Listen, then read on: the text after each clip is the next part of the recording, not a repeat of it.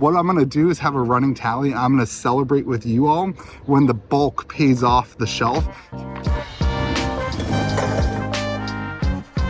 All right, everyone, welcome back to Game Grove. You guys asked for it, so we're gonna do it. We're gonna make this bulk wall. I shared in a video earlier that we're gonna make this whole wall a giant wall full of bulk. I'm not a professional at woodworking, but let me tell you, I did do 4 years of woodworking classes in high school. And that's not just like a little bit of woodworking. My senior year, I was in a 3.5-hour woodworking class. So I'm not an expert at woodworking, but I do feel relatively confident. But high school was also like, I don't know, almost 20 years ago now. I'm getting old. So I'm gonna share with you what the goal is, and then we're gonna see if I can do it. And we're gonna see how expensive it is, because it might be way, way too expensive. We'll see when we go to Home Depot, and this video will never get made. Here we go.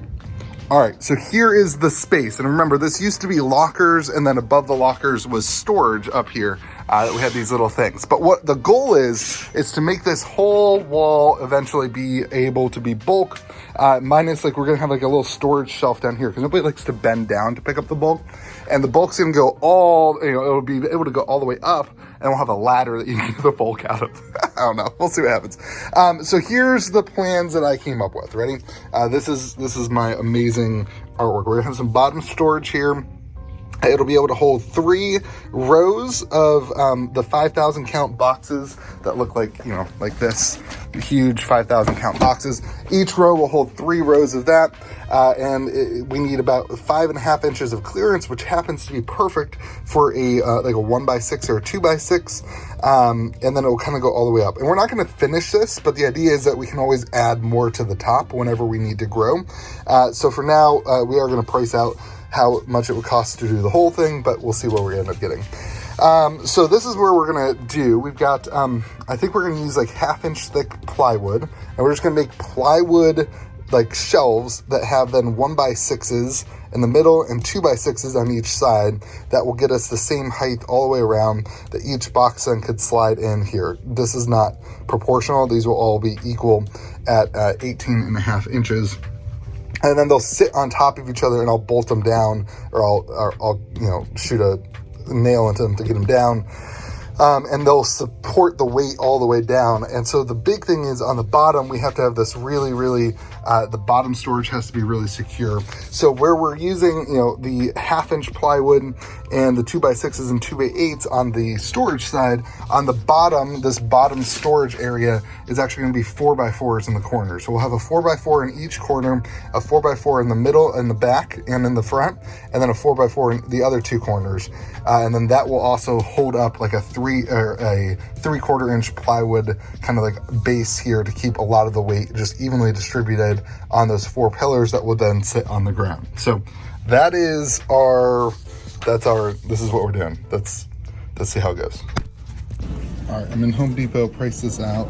Looks like it's gonna be about $420 just for the wood, which honestly, my budget was like $1,000 what I thought it was gonna be. So it's a lot cheaper. I'm gonna need all the hardware and stuff too, but we'll see how it goes. All right, there's all the wood. Home Depot will actually cut the plywood, which is super nice. They're working on that, but got some brad nails that I'm gonna use to help the process along. Some corner braces that will help to make sure it's secure to the wall and it won't tip over or anything like that.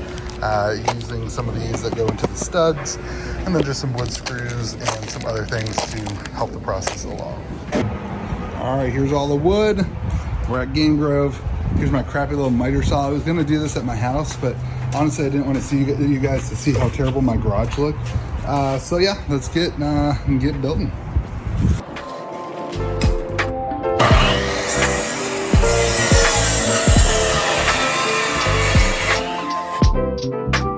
This is what the bottom support looks like.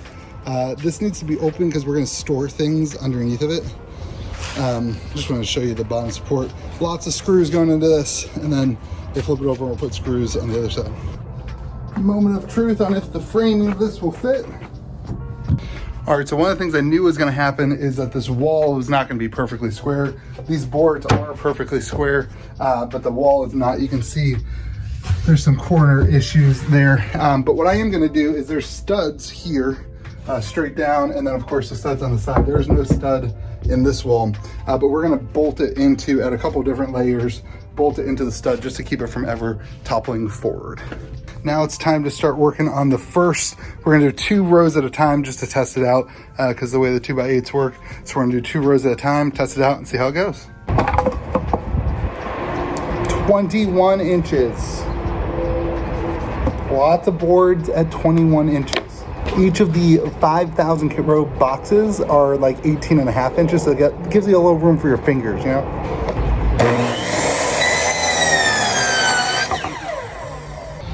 All right, so I got the first one and I'm gonna show you what I've been doing. I use the brad nailer to make things go a little faster. And I'm gonna show you why I feel confident in doing that.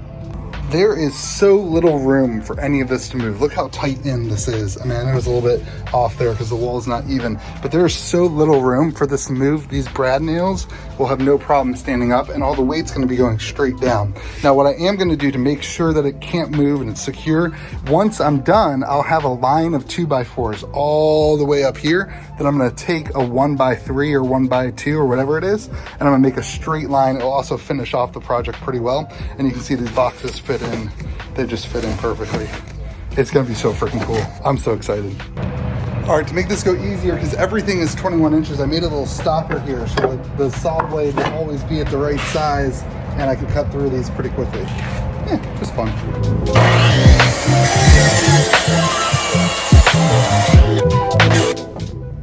This would have been the perfect project to justify getting a new miter saw.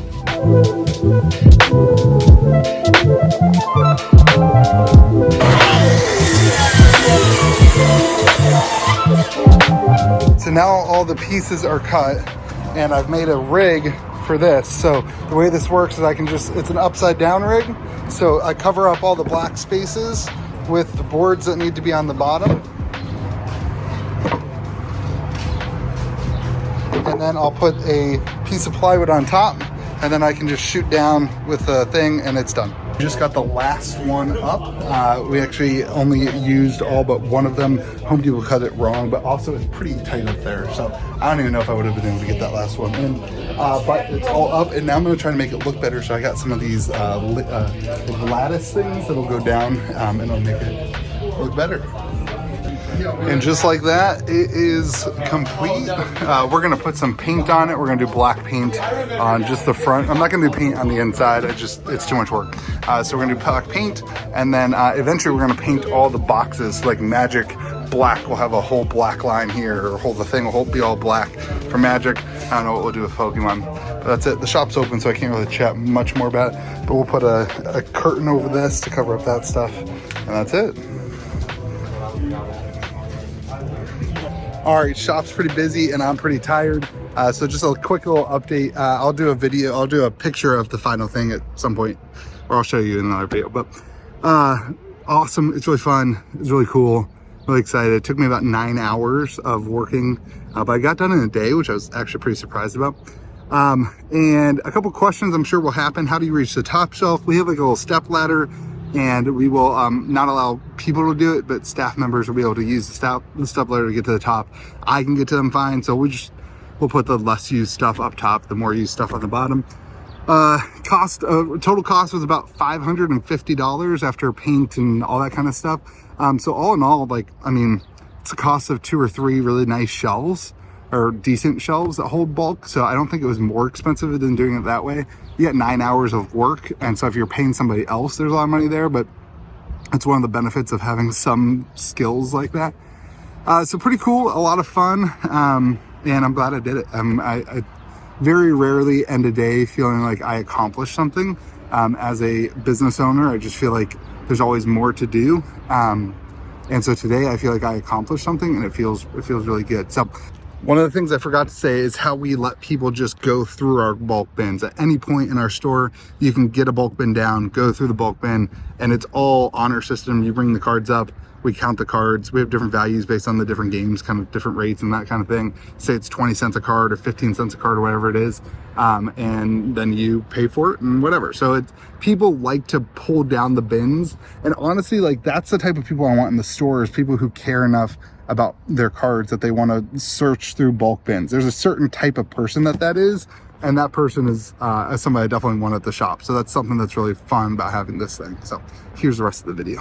What I'm gonna do is have a running tally. I'm gonna celebrate with you all when the bulk pays off the shelf. So it'll be really interesting to see how long it takes to pay off that $500. My gut says it'll be like 3 months before we will pay off the shelf with bulk from the cards, selling all sorts of different values and all sorts of different things. So anyway, I hope you enjoyed this. Let me know in the comment section what questions you have, and I'll do my best to answer them. And again, share this if you found this fun to talk about and to think about.